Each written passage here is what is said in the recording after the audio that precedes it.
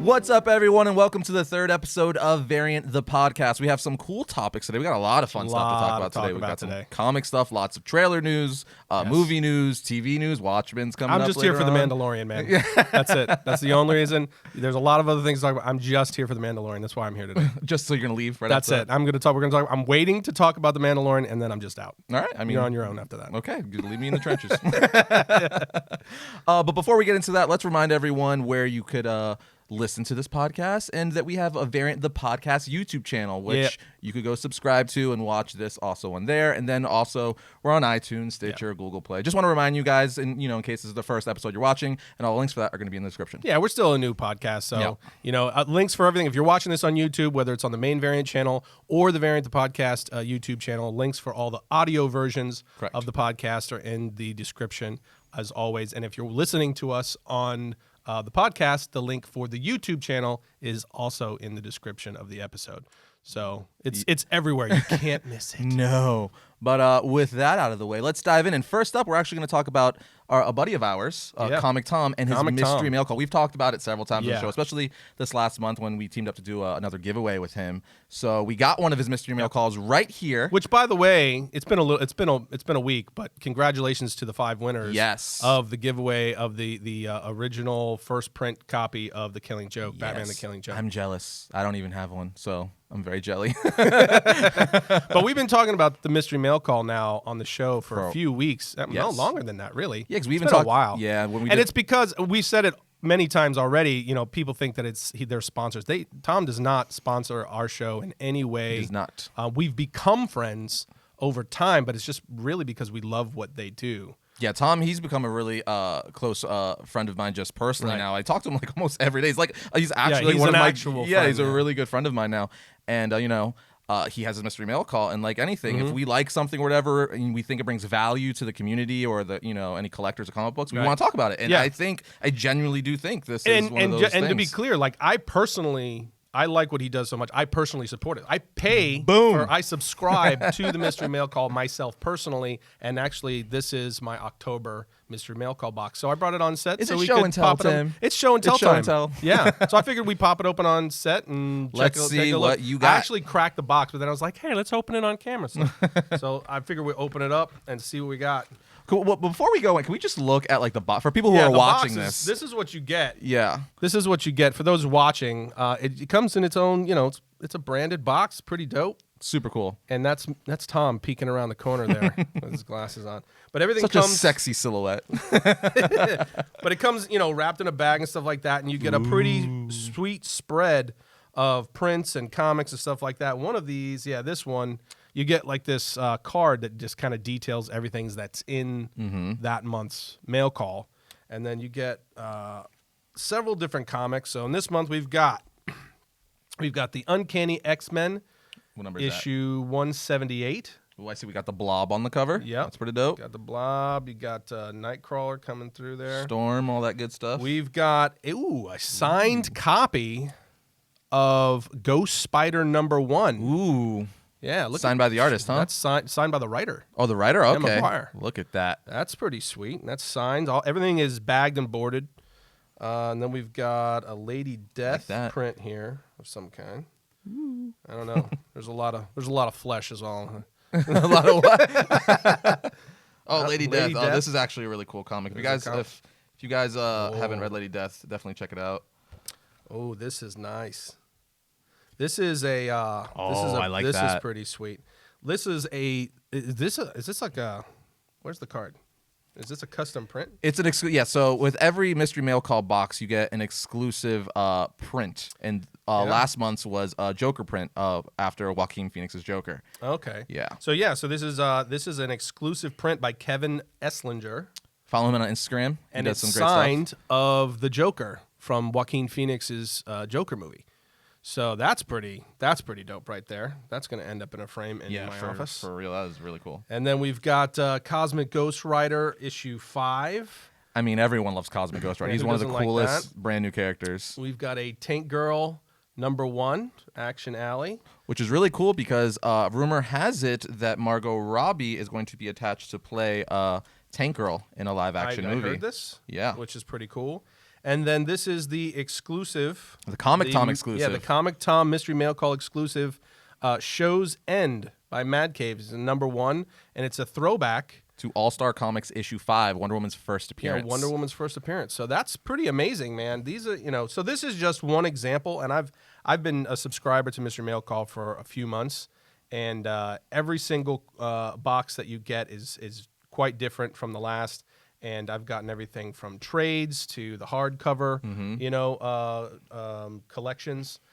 To individual issues, some great individual issues. So this is a great example to you guys of what you get in the Mystery Mail Call. So if you're interested, we'll throw links for Mystery Mail Call in the description of the show. And we also want to let you guys know that November, or I guess October's mailbox, or November, the current Mystery Mail Call box that's going to be sign-up's going to end on November 15th is actually you'll be getting a Comic Tom exclusive Undiscovered Country variant cover. And if you guys don't know what Undiscovered Country is, it's Scott Snyder and Charles Soule's brand new Image title. I'm really looking forward to reading that. So I'm so curious. The book has been getting a lot of hype. It's already been optioned for a live-action film, and Tom has an exclusive variant cover for that, where there's less than 1,000 copies, and he's close. Wow. He's close to having everyone, to being sold out already. So if you want that, link in the description, because I know I need that.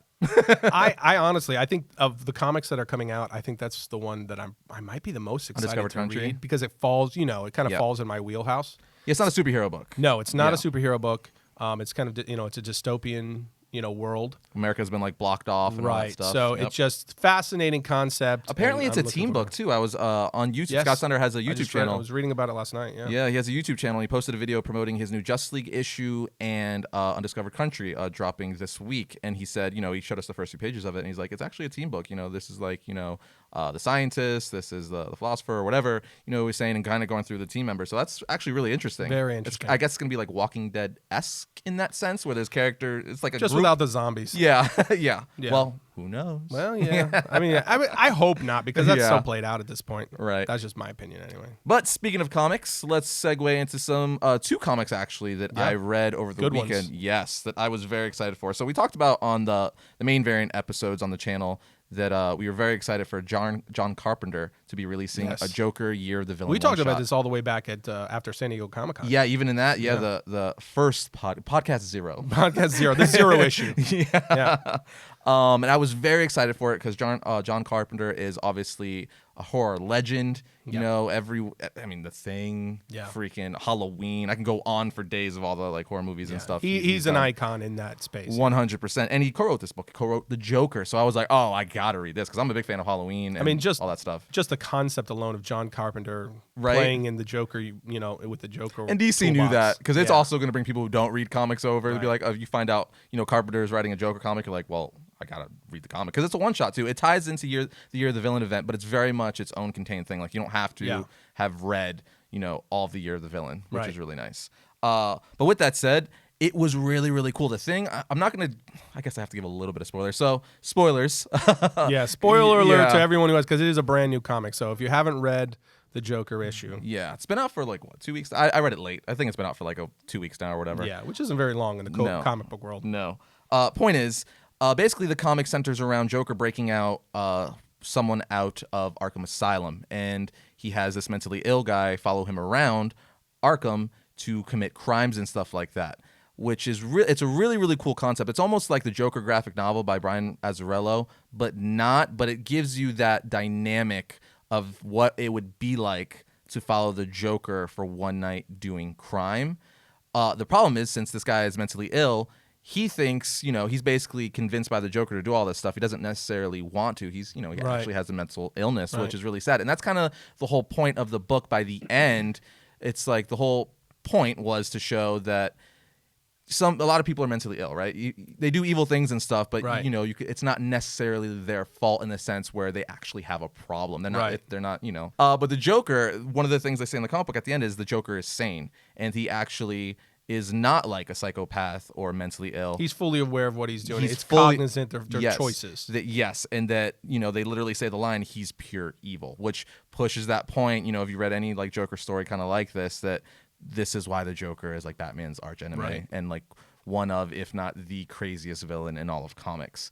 And it's really, really cool. And you even get little beats. Like there's this one line, they're driving in the car together, and the Joker says to his new partner, Jeremy, or whatever, that he tells him a joke, basically. And he's like, there was this boy, and he tells his father, I can't stop spinning in circles. And his father yells at him, saying, if you don't stop yelling, I'm going to nail your other foot to the floor. Right. And I was just like, oh. And it just kind of, it gives you that twisted sense of humor. Where like, oh, the poor kid is yelling for his father to let him free because he nailed his other foot. And now his father's like, if you don't stop yelling, I'm going to nail both your feet to the floor. And it's just that weird, twisted, like, you know, sense of humor. And then it even makes you think like, you know, the writers have to think of this stuff to write this. So you have to very much get into that mindset. You know, to write a character like the Joker, you have to get in that mindset.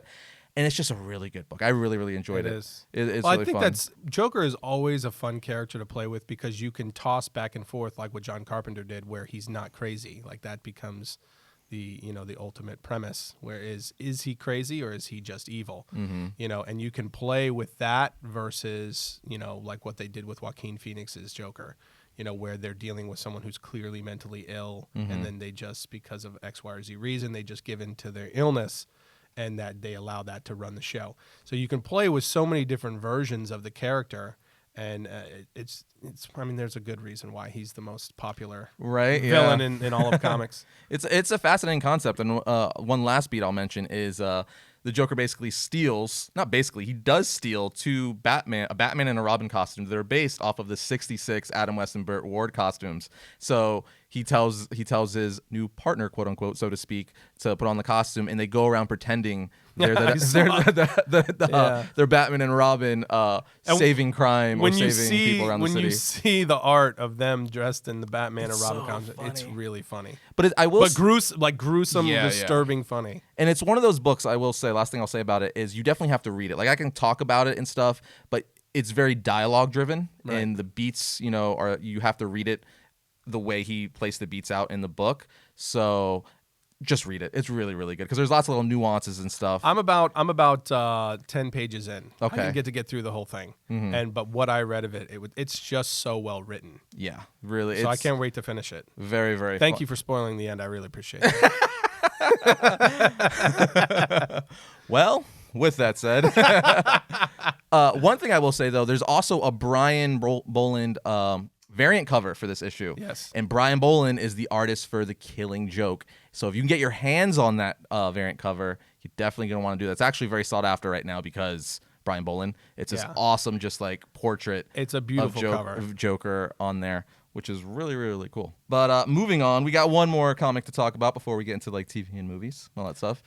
I'm just here for the Mandalorian. I'm just waiting.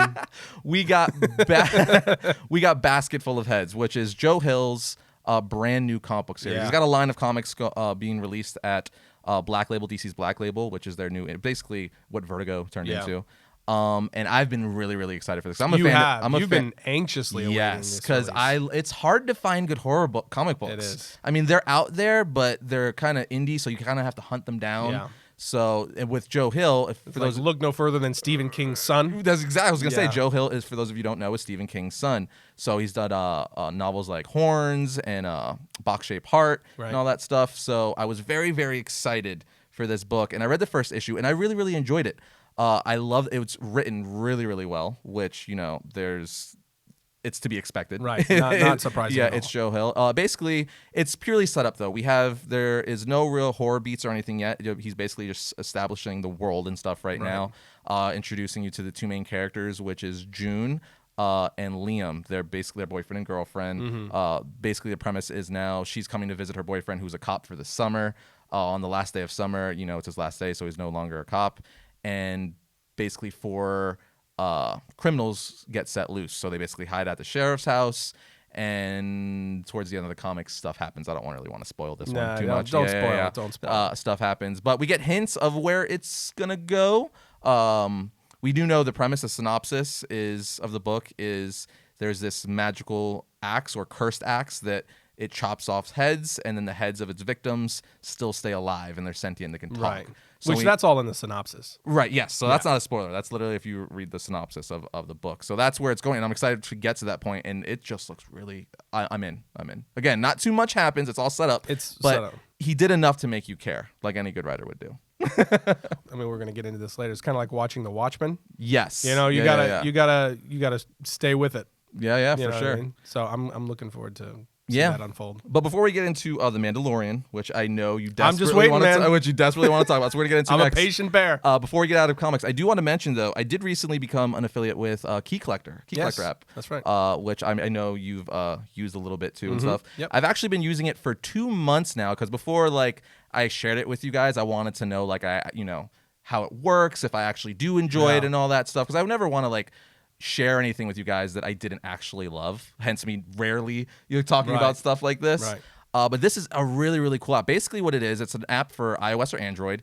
The best way to explain it is you could become a comic book expert in the amount of time it takes to download an app. Because what the app is it's called Key Collector, but basically you put in any title you want. Like let's say you love Spider-Man. You put in Spider-Man in the search titles, and it's going to give you all the key issues for Spider-Man. So you'll get the first appearance of Gwen Stacy, Ben Parker. It's just such a super cool concept. Right. And I've used it for variant to write episodes because I don't know, I don't know every single first appearance. That's impossible. Right. There's too many dang characters. And I've gone on it and, looked up to be like, when did this character first appear? Right. And it's faster than Googling it. And there's lots of cool stuff on there. There's a spec deck where with all the movies and TV shows we're constantly talking about here on this podcast and just in general, comics shoot up. So, let's say we're going to talk about this later. They just announced a Green Lantern series for the HBO. Also really HBO. Fascinating stuff. Yeah, so Green Lantern comics are spiking right now, and in that little tab inside the app, it tells you what comics you may want to buy now where they're $5, and then 6 months to a year from now they're going to be like 50, 100, or God knows how much. Which is amazing. If you're a collector, that's something you need to have that. Really, really cool. You need to have that. Again, no smoke up you guys' butts. There's a reason why I rarely if ever talk about stuff. I really do like this app, and again, and that's a really important point.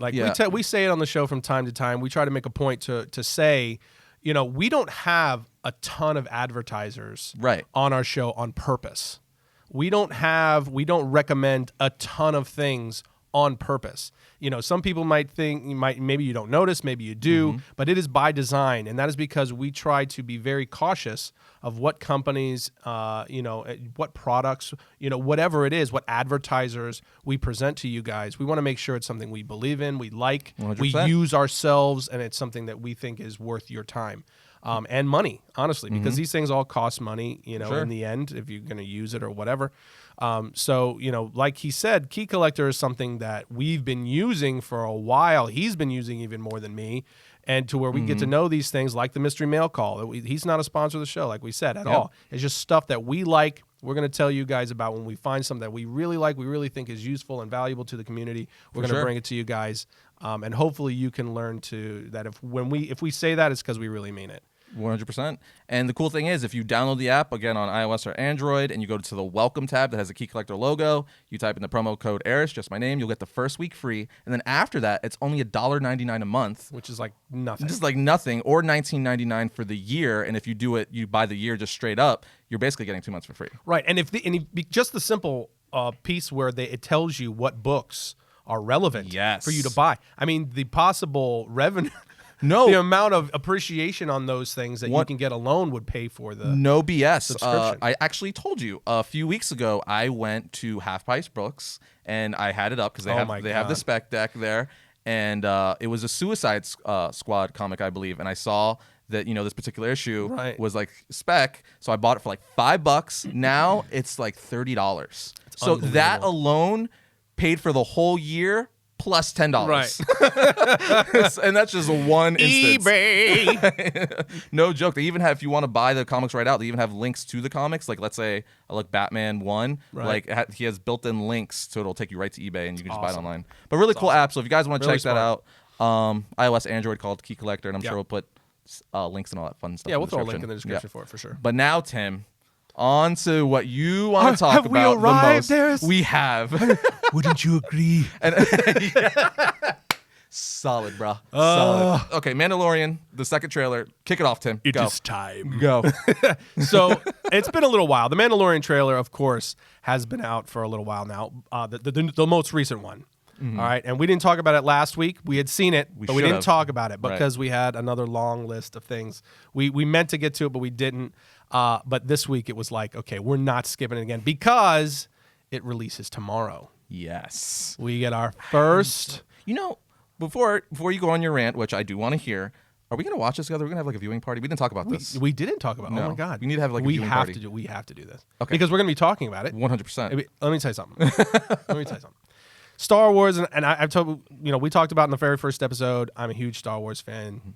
You know this very well, more than most. I'm a huge Star Wars fan, and we talked a little bit, and we said we're going to do a full Star Wars episode one day where we really get into like the most recent episodes and the whole thing. I am down. But right now, I'm just going to say, of all the things that Star Wars has done under the Disney era, The Mandalorian looks like it is the first thing that's like Star Wars. I know, it looks so good. It looks so good. It's the most expensive TV show ever produced. Is it really? It is more than Game of Thrones? More than Game of Thrones. Oh, I didn't know that. It has a price tag of almost $20 million an episode. Okay. Mama. So they pulled all the strings. They pulled out all the stops to bring an episode. How many episodes? Is it 10 episodes? I don't remember exactly how many episodes, but yeah, it's there's a few. That Mickey Mouse money. Yes, for real.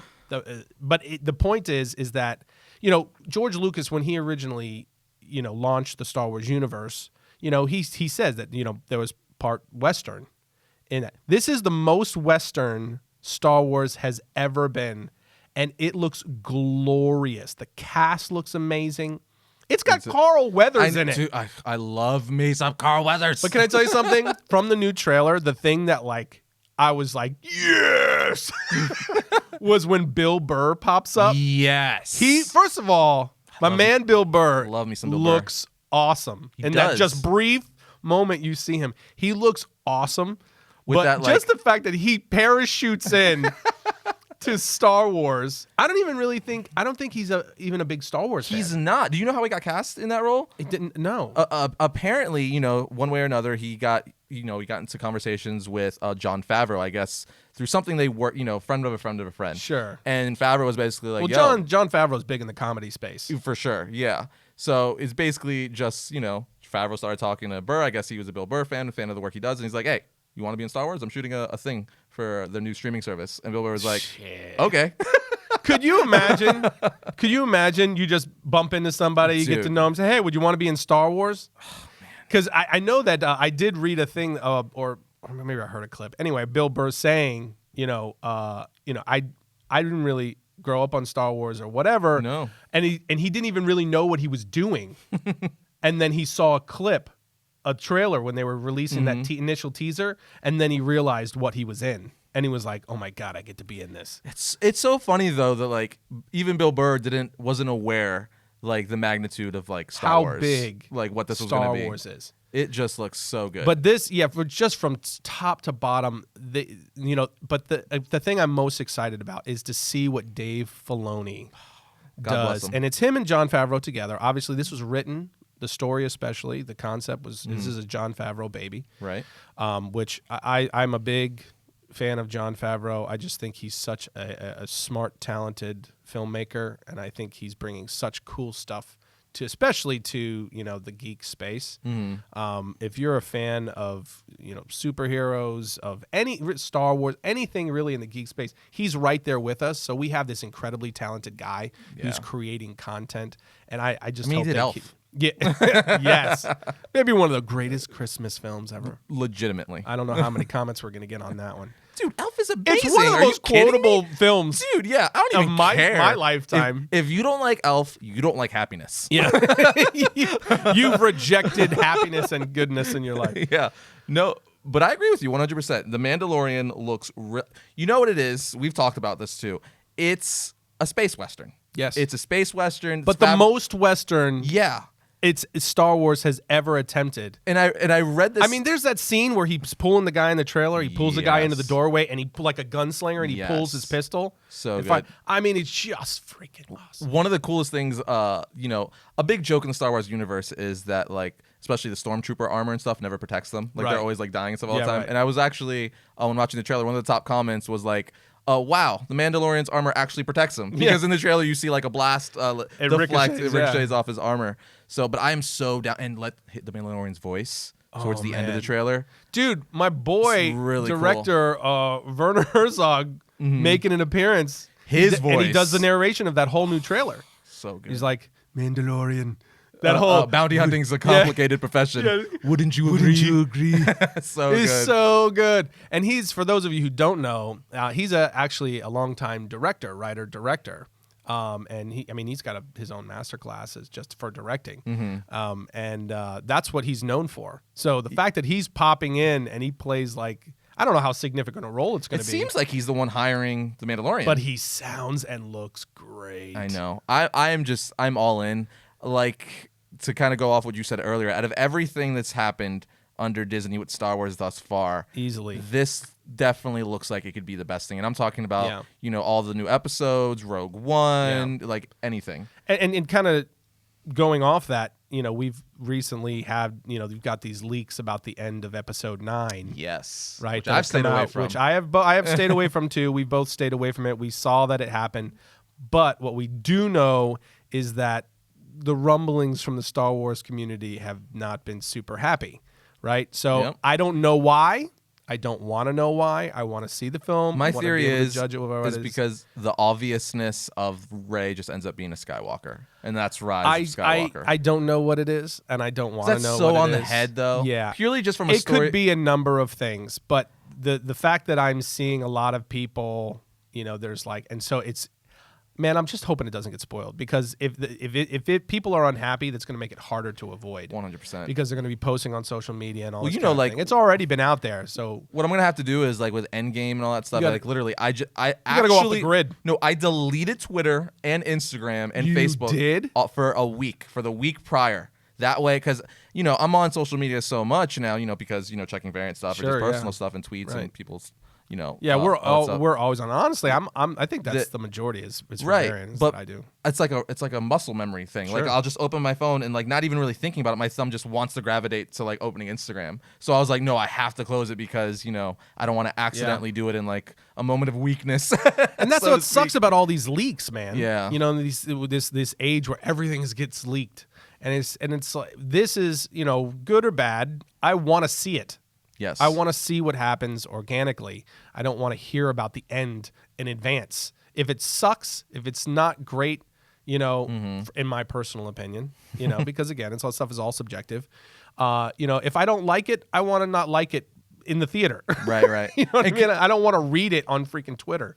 And can we also just talk about, because he was in it briefly, what's the director of Thor's name again? I forget his name. Which one? Thor Ragnarok. Taika Waititi. Taika Waititi. He's voicing IG-88. Yeah, which is super cool. That that mercenary or bounty hunter droid, and he looks awesome. You see him briefly in the trailer. He looks so cool. He has such a funny voice. Yeah.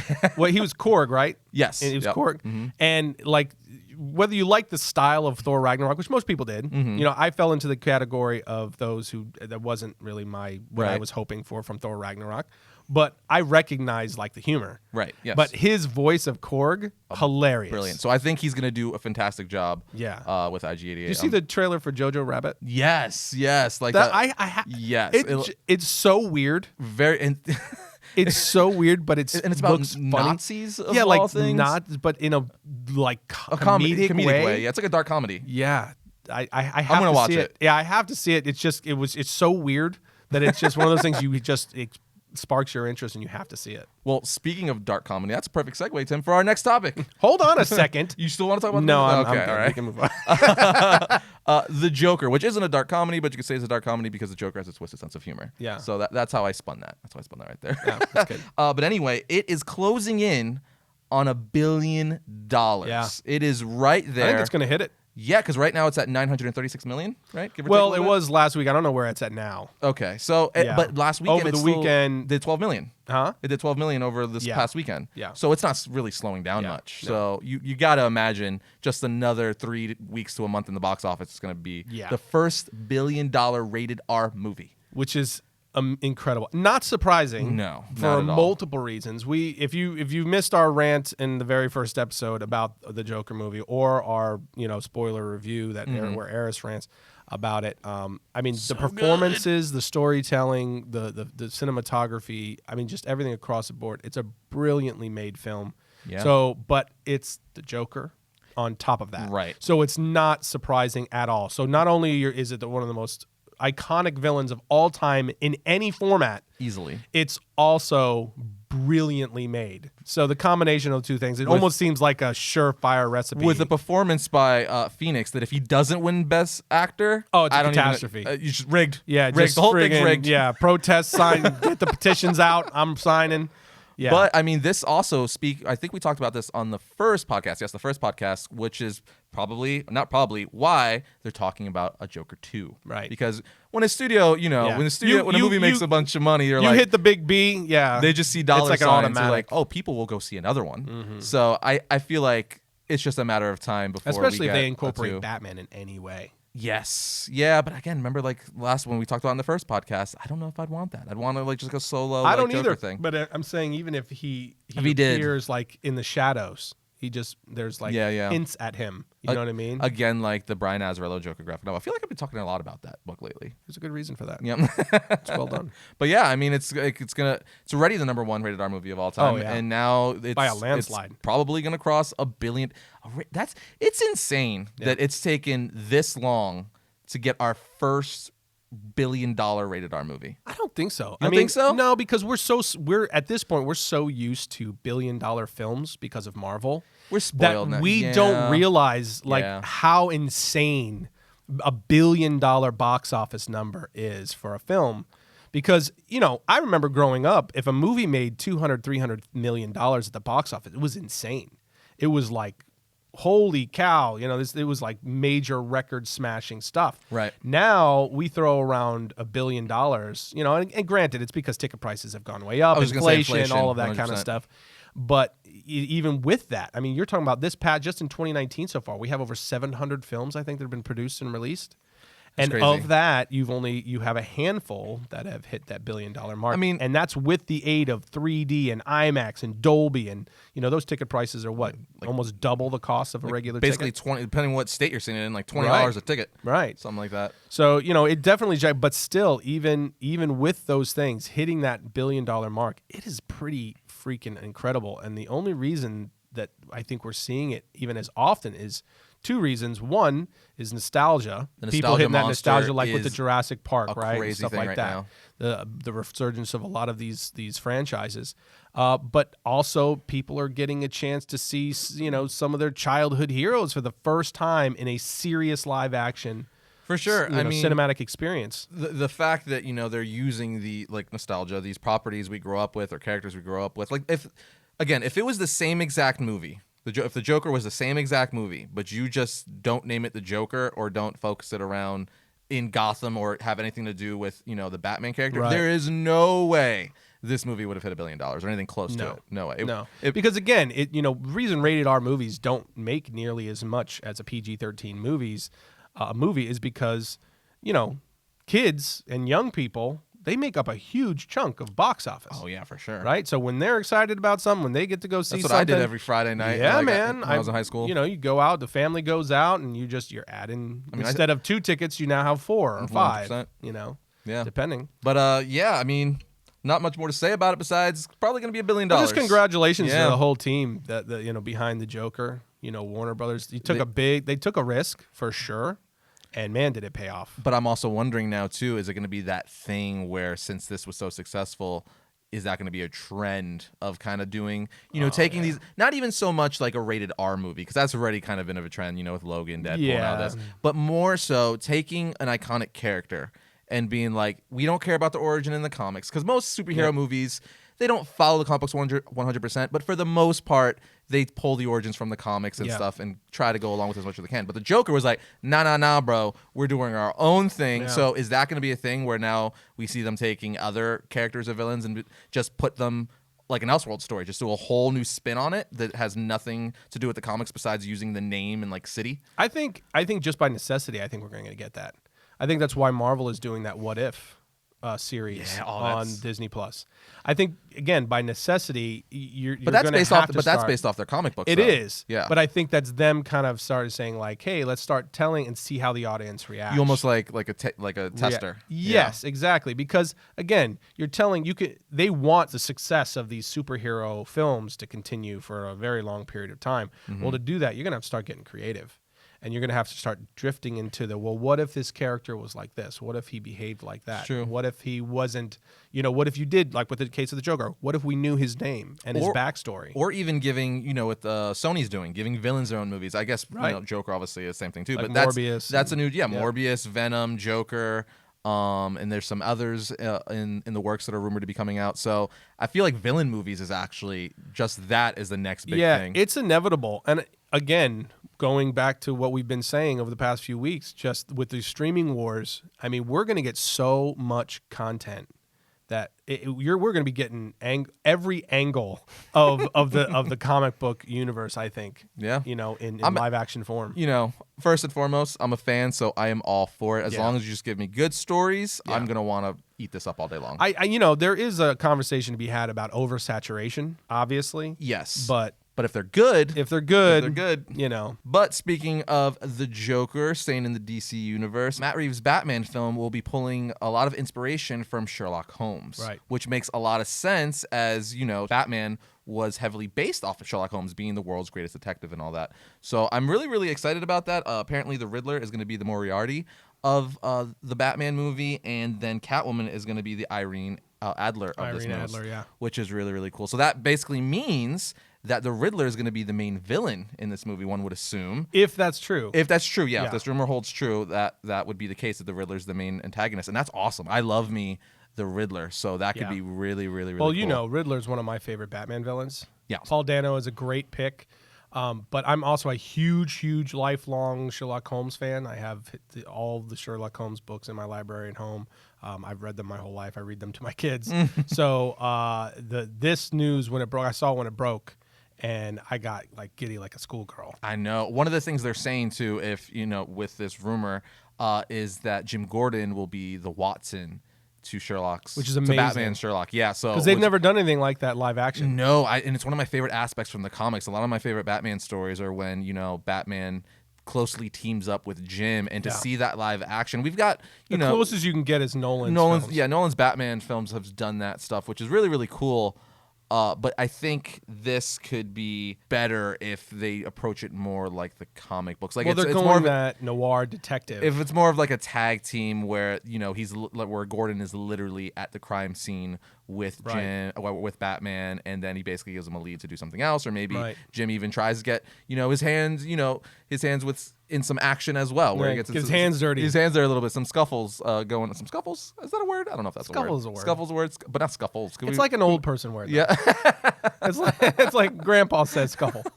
Y'all getting a scuffle out there? I just made it plural. I don't know why he's also from the country, but he is. But I mean, it really, really makes sense when you think about it, though, because a lot of rumors are saying that this is going to be heavily based off of Batman: The Long Halloween, which is one of the most iconic Batman comic books and stories of all time. So we're going to be getting multiple villains, that real detective feel, which it seems like a no-brainer. Like, Batman is known as the world's greatest detective, yet out of the numerous live-action movies he's gotten, there is yet to be one heavily focusing on his detective aspect. Definitely the most obvious. It's the lowest hanging fruit, and no one has grabbed it.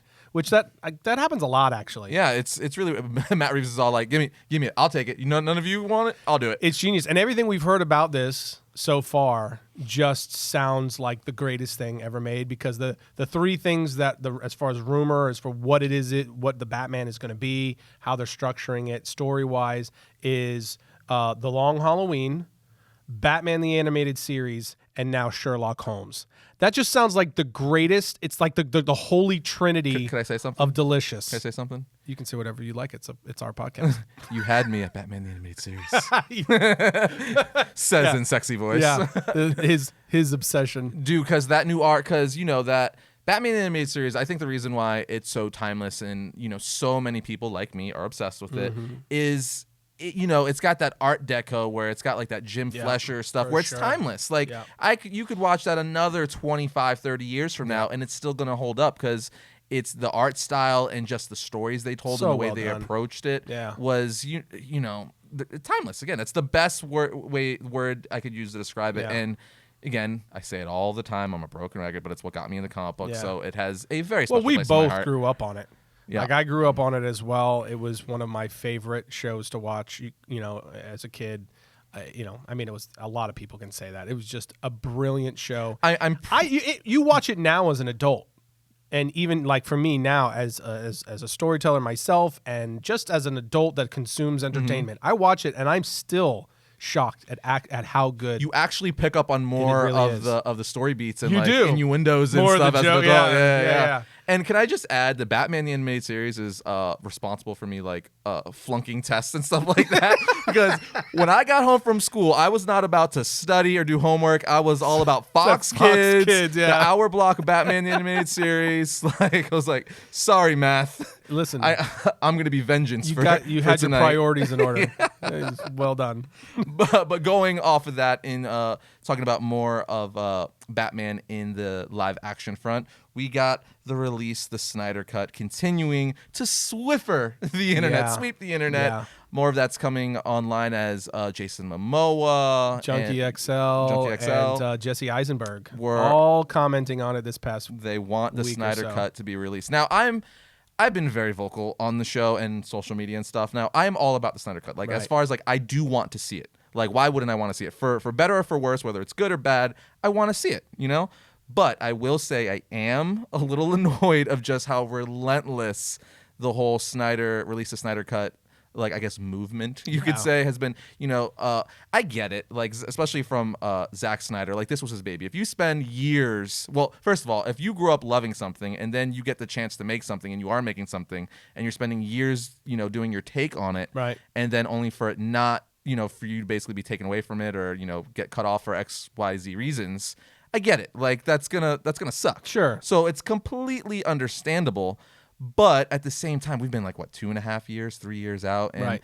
And as cool as it is to every night, one of the newest things is the Martian Manhunter. He just said that he was going to be in the film. He released artwork of it or not final artwork, but a teaser, storyboard art of it. Darkseid was supposed to be in it and all that fun stuff. And he's not to mention they ripped Green Lantern out. Yeah, Green Lantern, and then a bunch of storyboards and new pictures we never seen that he's this would have been the movie. Batman would look like this. Darkseid, this, that. So I want to see it, but I'm just at the same time, it's almost like beating a dead horse. Where I'm I want to see it, but I don't think Warner Brothers is ever going to give it to us. And I'm just a little over it. Yeah, really. there's a lot of reasons. There's a lot of reasons why Warner Brothers it's not going to benefit them to do it. But it would also be it would be offering a lot of goodwill to fans to do it.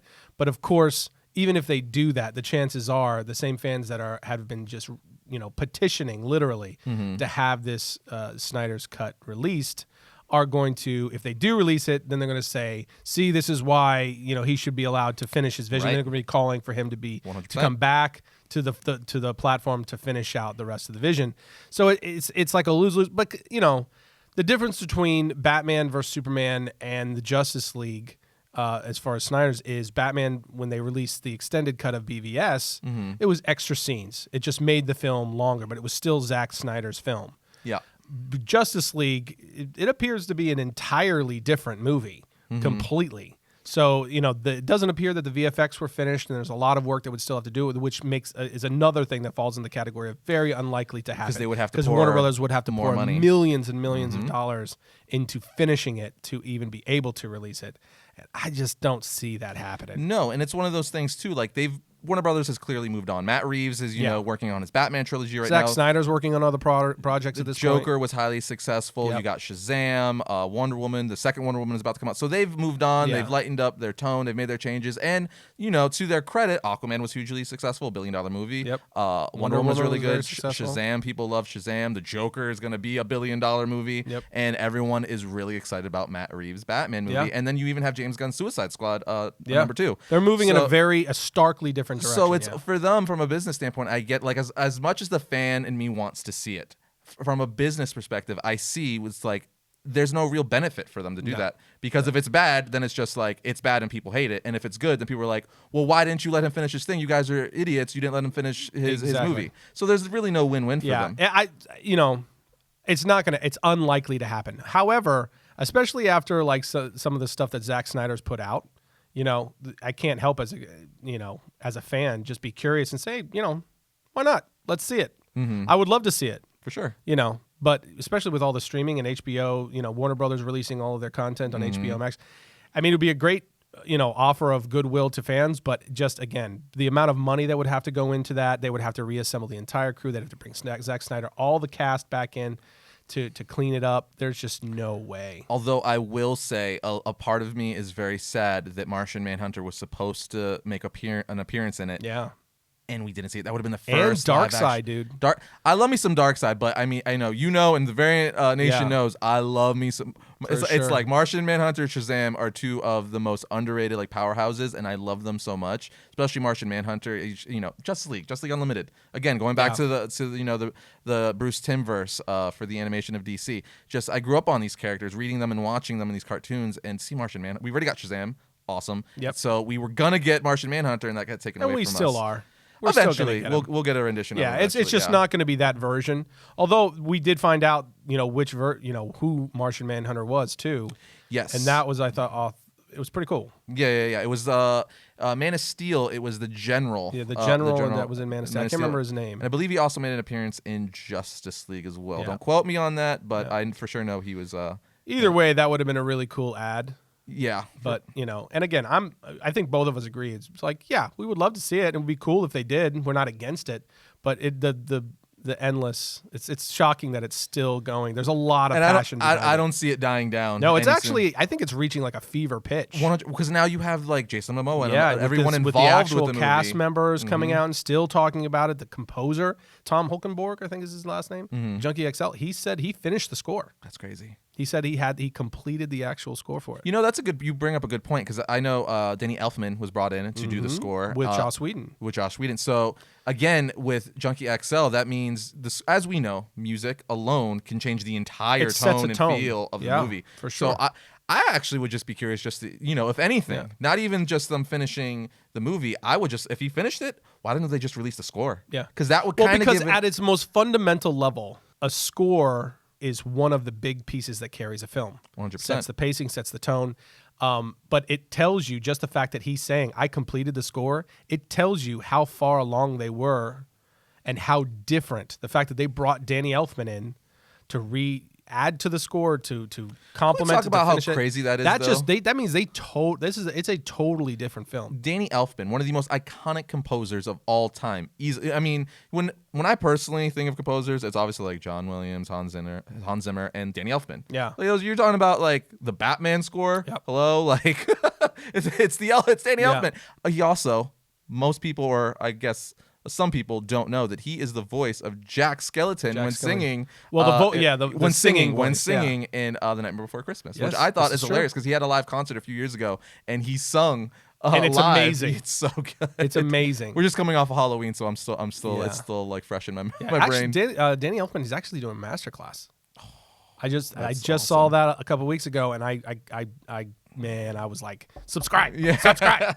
But speaking of Zack Snyder, as we know, before he did anything for the Justice League or Superman and all that fun stuff, he did Watchmen. Watchmen is actually one of my favorite superhero movies. I know a lot of people don't talk about it, but I love that movie, and it was why I was so excited for Snyder to take over the DCEU at the time. But now, HBO, we have a brand new Watchmen series, which I know both of us have been loving because it's just really, really good. I know for me personally, I was not excited for it initially. Not that I didn't want to watch it. It was just, sometimes you just watch stuff and it's not that you think it's bad. It's just for whatever reason you're not hyped about it.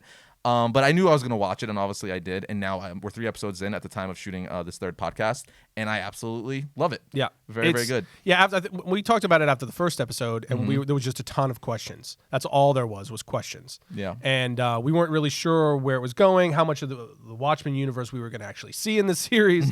We knew we were going to get Dr. Manhattan at some point because I didn't know at the time, but he was in the trailer. But now that's actually better for you that it was a surprise. It was. Yeah. I didn't know. Spoiler alert. Always. No. We got. What are you trying to do here, Tim? What are you trying to do? I'm just gonna have your feed get blown up on Twitter. No. So now we know who the main characters are. Yes. Well, before we go in, let's say we're gonna do spoilers. Oh yeah, we're gonna talk freely about this. So as the first 3 episodes, we are gonna spoil the crap out of it because there's no real way to talk about it without giving spoilers because it'll just be so if you vague. haven't seen the first 3 episodes of The Watchmen on HBO, just to be very clear what Watchmen we're talking about, stop now or fast forward to skip to where we're done talking about this. Yeah. Before I guess we dive in though, we got to talk about the craziest thing that happened in episode 3.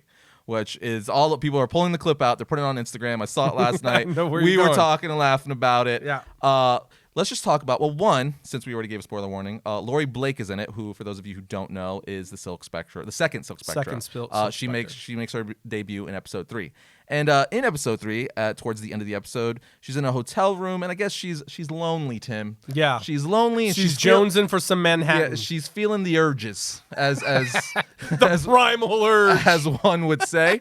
She pulls out a silver briefcase, and what is in that silver briefcase, Tim? Oh my God! Lo and behold, a big blue Dr. Manhattan pleasure toy. Dude, I did not know what it was at first. I was trying. I was like, well, I thought it was some kind of scientific tool. I mean, kinda. I mean, technically, it is. For some, it is quite. Some exploration is going down. Some scientific exploration. Oh man, no. But yeah, once it dawned on me what it was, it was just like shocking because it looked like a freaking full sausage rack from Boar's Head. You're just like, where are you putting that thing? It's like, why did you paint this sausage metallic blue? Yeah, why would you do that? What's happening? What's happening? Unless you're inseminating livestock, you better get that out of here. Initially, I was like, wait, is she gonna make balloon animals? And it even had like the blue balls attached. Yeah, oh dude, it like connected to it somehow. I was like, is this? Because at first it's like, is this like something from Men in Black? They're trying to erase somebody's memory. A probing tool. Yeah. I mean, I guess that's what it is. Oh man, that was unexpected. Yeah, we just had to get that out because because I think everybody has been talking about that. To some there's like degree, memes and gifs going around. But besides that. Another thing Dr. Manhattan related in the episode is we learn that there's phone booths around the country that are Dr. Manhattan themed in the sense where you go into these booths and you could send a message to Dr. Manhattan to Mars and leave him a message. Yeah, it's like a Dr. Manhattan payphone. Yeah, 100%. It even has his symbol on top, moving, rotating and stuff like that. So she leaves him a message because, again, if you know anything about the Watchmen comic or you watch the movie, she is Dr. Manhattan's ex. They dated. Right. Yep. So she's leaving him a message and all that stuff, and she's telling him a joke that's very much not a joke. Not a joke. It's not a joke. To her, it's a joke. Yeah, she says it's a joke. It's extraordinarily Rorschach. Yeah, it depends what kind of sense of humor you have. If you have dark sense of humor, if you like a joke to make your skin crawl, then it's a joke. But anyway, it's a good joke. she's telling him what she thinks is a joke.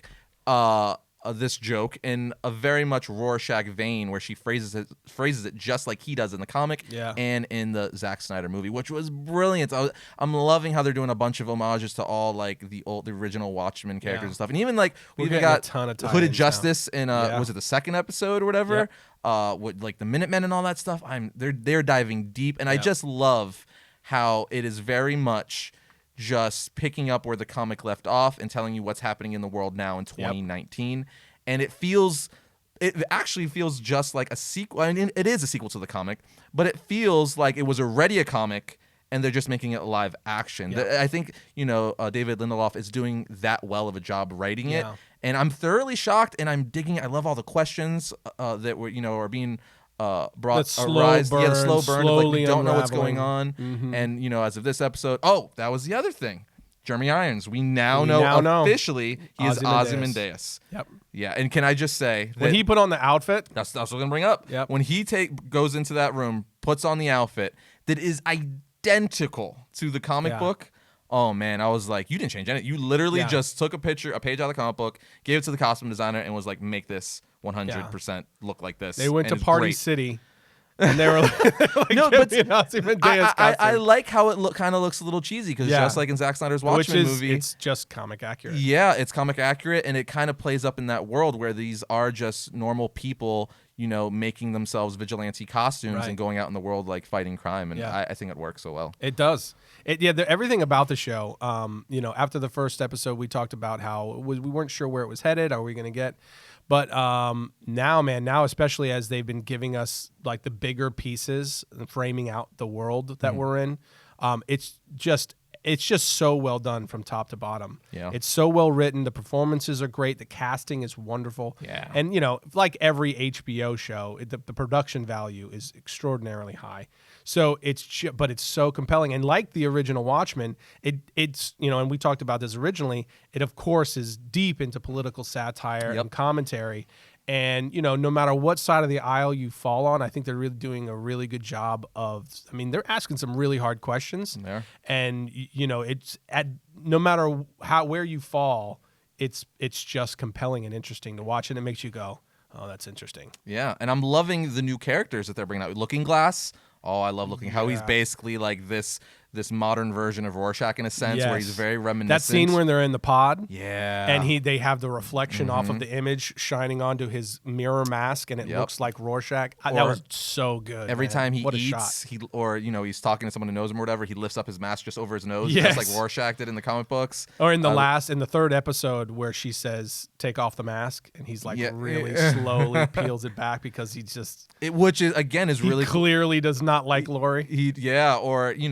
If anyone who's read the Watchmen comic, the original one, knows that Rorschach, he calls his mask his face. Like that is more so who he is than the man underneath. Right.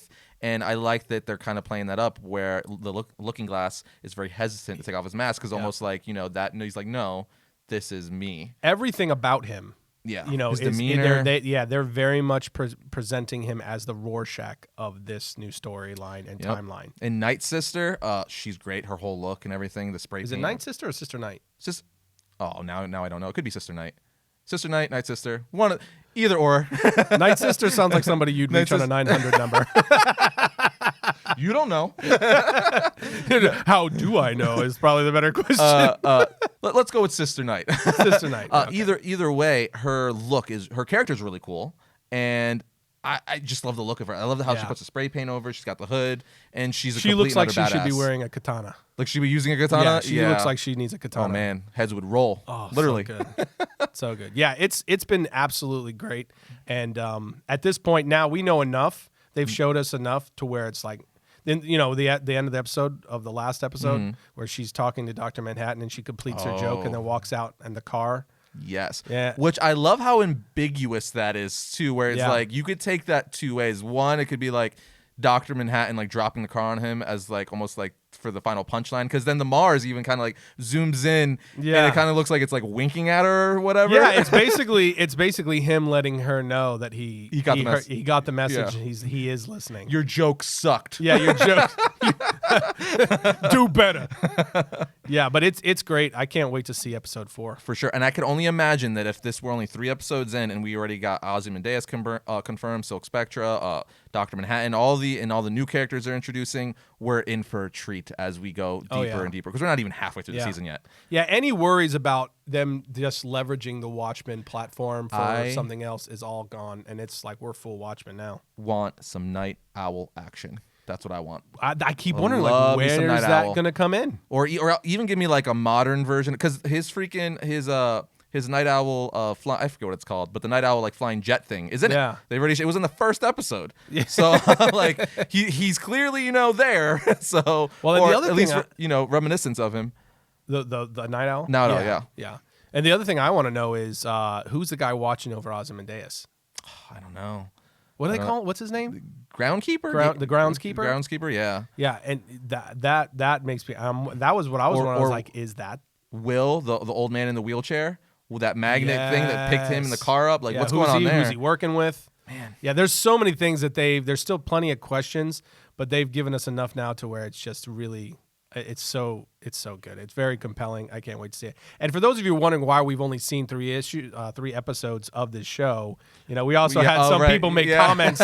It's like I'm worried you guys are a little out of touch. Well, this show is meant to be more like a week in review. Yeah. It's not live, so we're not, we record these a week in advance. Yeah, we record these a little bit of time in advance. So, we're going to see the next one here in the next couple of days. Sure. By the time we come on for the next episode, we'll be talking about that. Well, so that gives you guys time to be with us as well. And we're definitely not a breaking news program. No. Plus, it's kind of cool to kind of let news build up so we have a lot to talk about. Yeah, it's commentary. It's just talking about the things that are interesting to us. And 100%. But speaking of interesting to us, what's interesting to me, Tim? I'd give up, Arris. What's interesting to you? That HBO announced, HBO Max, their streaming service, announced they'll be doing a Green Lantern live-action series. Oh, yeah. And a Strange Adventures anthology series. Yep.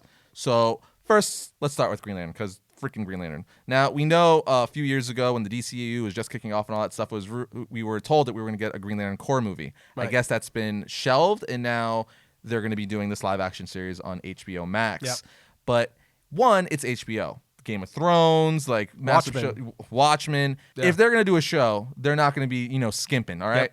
Now, it's I don't want this to sound like a dig, but it's not gonna be no CW type right? No, like production. They're gonna go all in millions of dollars. You can look at what they're doing with the Watchmen, right? And you can say just based on that purely by itself.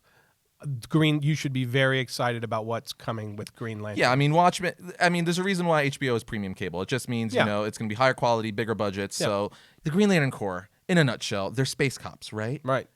Why has it taken so long for something to be greenlit for this? Because I want to know. Well, I know a lot of people are like, well, who's going to be the main Green Lantern? That's a question I have too. But in Armie Hammer as Hal Jordan, that'd be great. But in my perfect if you're world, smart, that's it. Come on. I would kind of like it to be like almost like they're already established and we kind of get origins through flashbacks.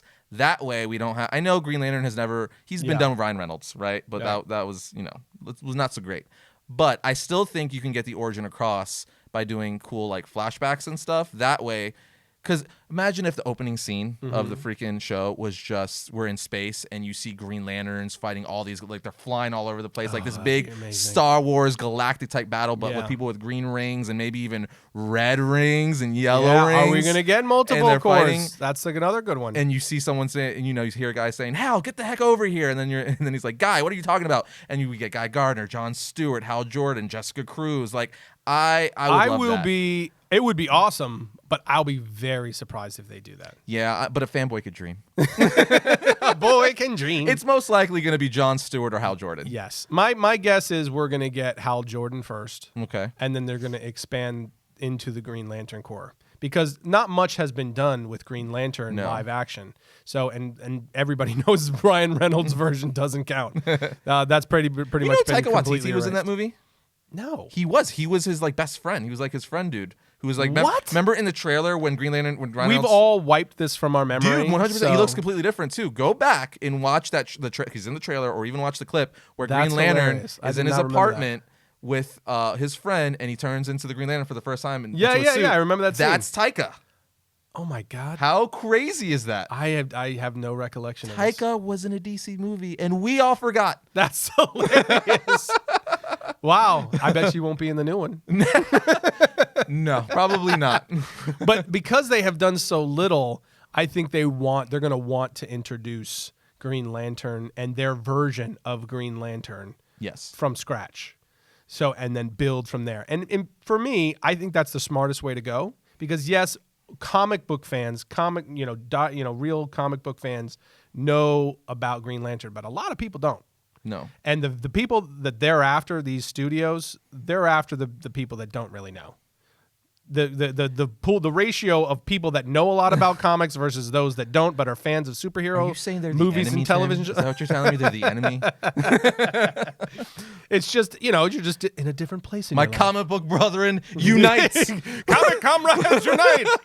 But yeah, I think they want to bring in that big gigantic pool of people that just are real big fans of superhero TV shows and movies, but don't necessarily read comics. No, I mean, So they're going to want to introduce, I think, who the Green Lantern, what the history of is, And I get that from a business standpoint and stuff, but like as I said, a fanboy could dream. And we have never gotten a good version of that. No. So I would like to see that. Well, to that point, one of on the rumor mill is that they will be focusing on one Green Lantern, right? That is what everyone's talking about now. Now, whether it's going to be Jon Stewart or Hal Jordan, we don't know. Obviously, those are the two most obvious picks. Idris Elba. Get Yes. Idris Elba in there. But he's in Suicide Squad too. I don't care. Get him But anyway. they're saying towards the end of this season, like the season 1 finale, could be setting up for Blackest Night. Oh, geez. Which, if anyone knows anything about Blackest Night, is one of the most epic events Yeah. the DC has ever done. There's just, you got all the Lantern Corps. You got the red Lantern Corps, the violet, blue, yellow, green, white, black. So that would be, the budget on that would have to be insane. Yeah, no, I don't even Like, know. to do that right and not look good Unless VFX. they're doing what Marvel's doing, and they start building toward that, and then they do a Blackest Night, like DCEU run, where they start bringing things together. Oh, and like they they pull a play Feige? out the story in film on the big screen.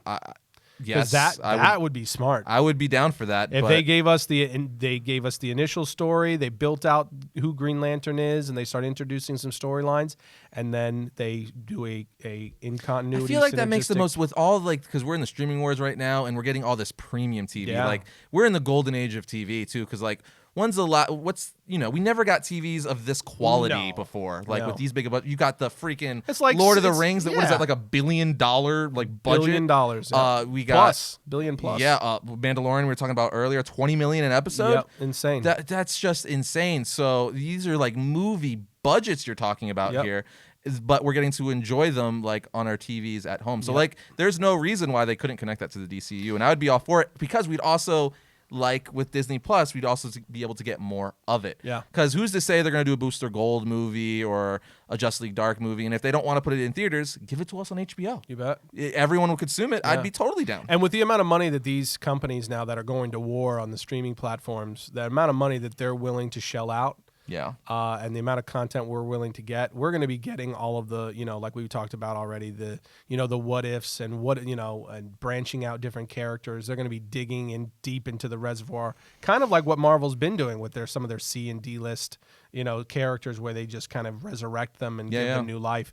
I think you're going to see a ton of that. And with Warner Brothers owning DC, they have to do something to meet Disney on the playing field, on the battlefield, right, to match what they're doing, because it's all in con. Now you've got Kevin Feige, fully taking the reins as the chief creative officer over at Marvel, and now everything is going to be in continuity. Everything is going to be this synergistic approach from publishing all the way through. It's pretty crazy. TV. It's pretty crazy. But Green Lantern isn't the only thing they're bringing. They're actually bringing some more content. We got Strange Adventures, which is going to be an anthology series, very much in the vein, and it's said to have the vibe of the Twilight Zone, Which is so cool. I know, very, very cool. So they're saying it's going to focus kind of on the perspective of humans a little more, like how the superheroes and supervillains affect humanity and kind of intertwine the two. We're still going to get the heroes in it. Booster Gold is actually rumored to be one of the main heroes in it, or at least in one of the episodes, because again, anthology. Yeah. But I think that's awesome to have a Twilight / Black Mirror-esque type DC superhero show. Sure. That is really, really cool. You It could do all reminds kinds of me stuff. a little bit of almost like a live action version or a hybrid of Marvel's What If and what was that show? Apple's ever bring it back. Amazing Stories. Amazing Stories, yeah. And it's almost like the superhero Kind of. version of a marriage between those two things. I wonder almost if I like the Twilight Zone spin. The Twilight Zone That's spins super forever. fun. I wonder, because all these studios know what each other. They talk behind the scenes. They kind of know yeah. what everyone's working on. So I wonder if it's even one of those things where they're like, well, Marvel's doing What If, and they're doing, Apple's doing Amazing Stories. We kind of need our own thing like that to compete with it. Oh, yeah. So I'm wondering if maybe it came out of necessity. Always. That happens constantly. Yeah. So, and, it's kind of like, the Witcher, which we'll get here in a little bit. Mm-hmm. It's like how that's going to be their, and Netflix's version of Lord of the Rings or HBO's version of Game of Thrones. You know what I mean? They try to, like I said, level the playing field. And I'm very curious. And then we're also getting DC Superhero High, which is it's like a kid, it's like a kid family show, it's right? it's a half-hour comedy series with a group of superheroes. But what's the target audience? I didn't look at that one. Well, let's see. The description right here is DC Superhero High is a half-hour comedy series about a group of superpowered teenagers at a boarding school for gifted children. So this is trying to appeal to the Harry Potter audience. Yeah, probably. but I mean, it seems like we're going in that teen. I'm saying like the tweens. Yeah, but I'm curious because, like you said, it could be very much for the tweens or the younger. But it could be if they do it like Harry Potter, where it could appeal to both, where the older audience will still like it, and it's not too Disney Channel. You know what I mean? For sure. So I'm curious for all of them. It really does very very much depend on how they do that one. Yes, but I'm curious. I mean, because it could be super cutesy, and just very kid. But very Teen much Titans kids. Go is pretty hilarious, and that's very very kiddie. But that's different though. we went to see Teen Titan Go the movie, and in the theaters, of course, with my kids, and I didn't go alone. I would never go alone. No, I wasn't me by myself with a bucket of popcorn. But I think I laughed as much or more than they did. Yeah, because I picked up on some of the jokes they didn't get. Exactly. That's it's like the Shrek movies. They do a lot of that stuff. Yeah. But moving along, like you mentioned a minute ago, we got a brand new trailer for Netflix's Witcher. Yeah. Which I don't know much about Witcher at all, but I do know these trailers look really, really cool. Really good. And I'm a big Henry Cavill fan. I think he's a solid actor. He's ripped to shreds. Yeah, I just want to put my head on his body and come home to my wife and be like, ta-da! But it looks. I love the fantasy feel it's got going on. It's got that Game of Thrones, Lord of the Rings, Harry Potter, just fantasy, World of Warcraft type stuff. Yeah. And I love when we see in the trailer that he's got the white long hair, just looking like a badass, and then his eyes turn completely black. I think that just looks so cool. It looks really and the cool. witchcraft aspect of it, because I'm a big fan of that whole wizardry witchcraft stuff. It's so interesting, and you can do so many cool You're stuff. You're preaching to the choir there, buddy. Yeah. That's my wheelhouse. Hardcore. Yeah, fantasy genre is probably my favorite genre. So have you ever watched Lord of the Rings? Have you ever heard of that franchise? I've heard it's a small film franchise. Yeah. What about The Hobbit? Old classic book series. Hobbit. I haven't really gotten Tolkien, much into it. Tolkien. I think I've already mentioned, but I'm a huge Lord of the Rings fan. But but this very much looks like it's Netflix's Game of Thrones. It looks very much like that's how they're trying to do it. But the book series was very popular, and the character is very cool. We got a much bigger look at it than the original trailer, and it's with this past trailer, and it looks. And really what else? I'm like, I want this to be a huge success. Purely obviously I want to enjoy it and have another awesome show, but I want this to be a big win for Cavill. Me too. I feel like he got so totally gypped for Superman because he was the perfect Superman. He looked like Superman. I think he did a great job playing Superman. It's gonna be hard to recast if he's not Superman if he's not Superman anymore. I feel like that is such a loss for the fan community. And he seems genuinely like a nice guy. I've seen him in interviews and stuff like that. He seems like a really cool, down to earth dude. A genuine gentleman. A scholar, some would say. But no, I think I'm really excited for the show. It comes out early December, right? Early December. Yep. So be on the lookout for that on Netflix. Yeah, I can't wait for that one. But moving along, we've talked about last week about Kevin Feige, and we've talked about it even before that. Kevin Feige now is going to be mentioned it also. Is basically in charge of all things Marvel now, publishing TV, movies, all that stuff. And in the wake of that, Jeff Loeb was released from his duties of Marvel TV. Yeah. And several shows got canceled, such as Cloak and Dagger, Damage Control, the Ghost Rider spinoff that was coming, and Agents of S.H.I.E.L.D. Yeah. So, he's cleaning house. He's making room for that synergy. He's like, this doesn't line up with future plans. Yeah, it makes all the sense in the world. The TV division especially was kind of all over the place, especially after what happened with the Netflix series, the various Netflix Daredevil. Even though Daredevil I thought was a good series. Yeah, especially the Punisher was good too. Real quick, the third season of Daredevil was the best one, and it didn't get nearly as much love as it should have. No, not that season was so good. Yep. And we talked about it at the time. We're like, how are we not hearing more about this? I was so excited to keep watching the next episode, and it seems like it fell flat as a whole, but it was great. It was very good. Yeah. Yeah, and I felt like that one got caught. The Daredevil series, unfortunately, got caught up in a lot of the negative view of the other series that were involved, even though each one of them had their own kind of fan base. But just as a whole, the Iron Fist and things like that, they just kind of, it was like people started losing interest. 100%. And they just weren't liking the way whether it was the direction that they were going with it or the tone of the shows or whatever it was. And it just started slowly falling off. And, ultimately Disney just wanted to get their characters off of Netflix because now they're direct competitors. Yep. With the streaming platform. So they needed to clear that out and everything like that. But now Kevin Feige's taking it to the next level, and he's literally going through and he's just, whatever wasn't already canceled, he's making sure that that's clear and understood. He's just canceling everything that doesn't perfectly align with what they're doing in the broader Marvel Cinematic Universe, including the new shows that are coming on Disney Plus. Yep. And then, Jeff Loeb, leaving. It's not really a surprise because he was kind of at the helm for all of these different series. And it was very much all over the place. Cloak and Dagger kind of lived in its own planet, and all of them were just kind of scattered. And even Agents of S.H.I.E.L.D., it fit, but it felt like it was off by itself. 100%. I mean, and they, to their credit, they tried, like Agents of S.H.I.E.L.D. and the Netflix all the Marvel Netflix series were supposed to be, they were tied to the MCU. Yeah.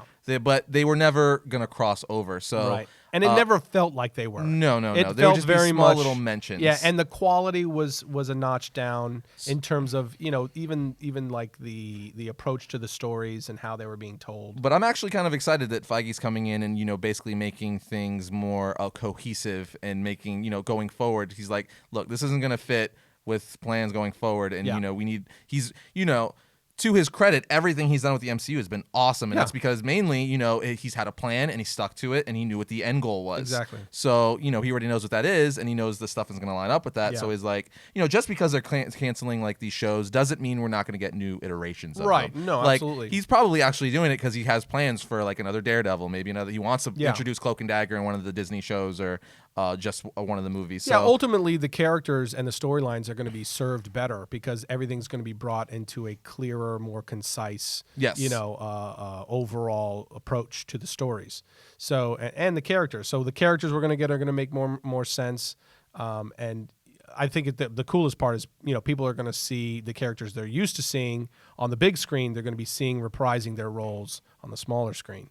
So, that kind of pass through is it's going to serve the Marvel Cinematic Universe, including TV, better. Feige is doing some interesting stuff. As I said last week, the only bit I'm mildly concerned about is the publishing branch. Side, yeah. But we already ranted about that. I ranted about that in the last episode. And we did get, we got full confirmation. He's the big dog. They answer to him. And what that's going to mean for the comic side, we'll wait and see. But we'll give him the benefit of the doubt. For sure. But moving on, so Deadpool. Everyone loves Deadpool. The Deadpool movies are some of the most successful superhero movies out. Ryan Reynolds is an amazing Deadpool. Yeah. He's made, that character was already popular, but he's made that character just even more so. And we found out over this past weekend that the director of the first Deadpool, Tim Miller, who was going to direct the second one, but for whatever reasons, it didn't turn out that way. He told us, though, that his plans for Deadpool 2, though, were to include the Thing in the final boss fight with Juggernaut, Deadpool, and Cable. Now, this would have been the coolest thing ever. So let's go back. So first of all, what was genius about Deadpool 2 in the marketing is that they didn't even give a hint or clue that the Juggernaut was in the movie. Right. Until you're watching the movie, and then halfway during the movie, we find out, oh my God, the Juggernaut is in this freaking movie. Yeah, we saw it together and we were smacking each other like, is that the Juggernaut? so cool, because I had no idea. Yeah. So that was crazy. So let me paint a picture. So imagine you get that reveal, right? And you're like, oh my God, the Juggernaut, freaking, that's insane. We got the Juggernaut in this movie. That's so freaking cool. I had no idea. And then we get to the final boss fight, and you see Cable and Deadpool fighting Juggernaut. And then they're down and out. Juggernaut has the upper hand, and out of nowhere, you just hear, it's clobbering time. Yeah. And the Thing comes flying in. Comes in. I would have lost my crap. Solid right cross across Juggernaut's face. My fanboy heart would have exploded. We're back to A Boy Can Dream. Dude, and it was gonna happen. Yeah. I don't know why they didn't keep wonder that. because these deals with the deal between Disney and Fox, those deals, they're aware that those are in the works a lot longer than they say they are. Yeah. For sure. They'll say they don't. But I wonder if that played any kind of a role. If they were just like, no, we got plans for maybe for because that. rumor is that Fantastic Four is going to be brought into the MCU relatively soon. It's definitely good. So maybe he said it's going to. Yeah, so maybe that's probably it. But I just can't help but thinking like to get a twofer for them to not know that two of the most popular characters in the Marvel universe were in the movie until you're watching the movie. That would have been a lot of fun. Oh my god, because it wouldn't have been done before. Because as amazing as like Endgame and Infinity War and all these big MCU movies are. You know who's going to be in it. You know Thanos is in it. You know, the Hulkbuster armor suit is in it, that Vision is in it. But we had no idea that these A-list characters were going to be in the movie. It does give you a small hint at just how different Tim Miller's version of it would have been. He's creeping into Zack Snyder territory. Release the Snyder Cut, dude. Release the Miller Cut. Oh, release the Miller creating cut. that freaking hashtag. Release the Miller Cut. Oh man, we started something. Except for they'd have to shoot an entirely new movie. Would have to do the same thing for the Snyder Cut. Hey, that's what put it on the streaming service. No, exactly. Disney owns Fox. That's right. Disney Plus. Throw it on there. But that would have been amazing. It would have all. Again, it kind of makes me sad. I almost wish I didn't know that because now I'm just sad. Yeah. But anyway, the last bit of news we have to talk about is that director Phil Lord of Into the Spider-Verse, as we all know, went to Twitter this weekend and decided to post a little teaser trailer to officially confirm that Into the Spider-Verse 2 will be coming out in 2022. Which is awesome. Yes. We all knew that was coming. For sure. Like, you walked out of the theater knowing there's going to be a sequel, and then it made, a whole bunch of money, and it was one of the most acclaimed animated films in forever. So it's what we finally have a date of release, and I could not be more excited because that was one of my favorite movies of 2018. Oh, easily. It was certainly probably the biggest surprise film for me because I'm already a huge fan of animation. You know that. I'm just a fan of the entire genre, but it was so different. Mm-hmm. The animation style that they used was so different. It was comic book so paneling refreshing. they would do. Yeah. It was just a really well done movie from top to bottom, animation or not. The characters were all great. The voice acting was brilliantly done. It was just such a good story. And as far as Spider-Man films go, I think that's my favorite Spider-Man film ever made, live action or otherwise. I would 100% agree with that. I mean, because, to your point, it was just so well done. The characterization of all the characters, Miles Morales, his father, Kingpin, the villain, you felt for him. Yeah. Even the core of it, what it means to be a hero and be Spider-Man. I think it actually kind of hit me in the feels. It really did. Like a lot of that the relationship between Miles and his father. Yeah, and his uncle even. And his uncle. All that stuff. Like, it really, in Stan Lee's cameo. Yeah. It just, everything about it. And it was, when it came out, it was right after Stan Lee had passed away. Yeah, so it hit harder. Yeah. I remember we were in the theater together and the audience everyone's like, oh, you kind of heard like a sigh or like, but like in a happy way, kind of like, just remembering Stan the man. But again, I would say it is my favorite Spider-Man film as well. I love Tom Holland as Spider-Man. Oh, He is my favorite live action Spider-Man. He's a great Spider-Man. But I at the same time, this movie just captured, the best way I could put it is just capture what it meant to be a hero and be Spider-Man. Yeah. So well. And Miles Morales was such a good character.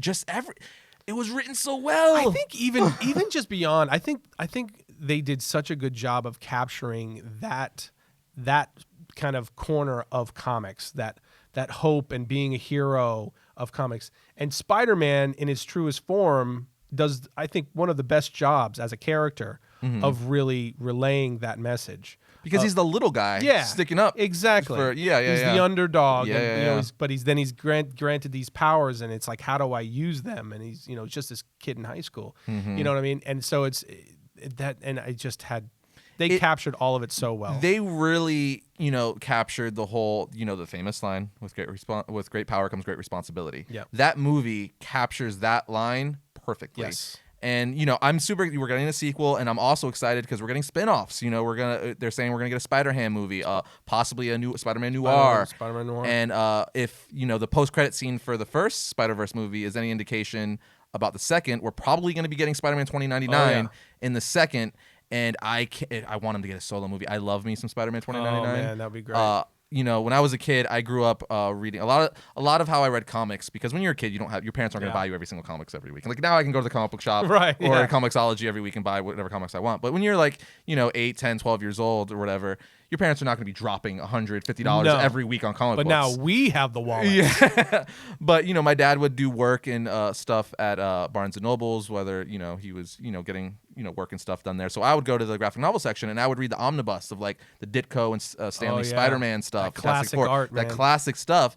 But also, the comics I did get, like the 2 titles my parents would buy me all the time. They're like, you pick like a handful of titles, and I would always get Batman and Spider-Man, because those are my favorites, still my 2 of my favorite superheroes till today. And Spider-Man 2099 was a big comic book. He was, that's when he came out and stuff like that. You had the Clone Saga, Scarlet Spider, all that stuff. So I'm really attached to Miguel O'Hara, which is Spider-Man 2099. Right. So to see him get, a feature film in theaters would make 9-year-old Arris very, very happy. And if it's in the hands of the same creators of the Into the Spider-Verse films, it's gonna be really good. Yeah, I am super I'm excited. really hoping that they keep continuity there as storytellers. Yes. Bring maybe, add on compliments, but, as far as, directors or writers or whatever, so that it changes up a little bit. But as far as the core creative team, I really hope they keep them together, because they got something special going there. 100%. I'm very curious to see where they go with the second one, because it's a Spider-Verse. They're bringing more Spider characters in. So there was already a bunch in the first one, so sky's the limit. And who's the villain? Who's the villain in the second one? I can't wait to find out. I mean, because they did a different spin on Dr. Octopus. They did. And the Green Goblin was also in here, too. Mm-hmm. So I'm very curious to see where they go. They touched on quite a few of the big ones. They did. But we didn't get Venom yet. We did not get Venom. But are they going to put Venom in there? I don't know. Because they're doing the live-action Venom films. Yeah, but I mean... Can you imagine if they brought Venom in and they let Tom Hardy voice the character? Or they bring Tom Holland in, and he is the MCU Spider-Man, but just in animation form, he's being voiced by Tom Holland. There's so many rumors and there's so much rumbling about them collaborating, Marvel and Sony, and allowing that to drift over. Because the fact that it's the Spider-Verse... I mean, if you got characters like Spider-Ham, who's basically a Looney Tunes Spider-Man, anything's possible. But and we don't know. We have no clue what the real details were of the deal Sony and Disney made. We don't. We know it was only one picture long, but we don't know what everything, what all was brought to the table to make that possible, or where it's going to go after that. Yeah. So, but I think we've hit the end of our rant for today. Yeah, I think we covered it was a girthy Every episode. time we say, we're going to focus on one thing this week and zero in on one topic. The truth of the matter is, so much stuff. There's so much stuff, and we're big nerds. We genuinely like to talk about this stuff. What we love, you're going to hear about. So that's pretty much it. But with that said, again, we want to remind you guys that this podcast is available on iTunes, Stitcher, Google Play, all that fun stuff. You could also find this on our Variant the Podcast YouTube channel, as well as our main channel. But other than that, we'll see you next time when we talk about all things comics.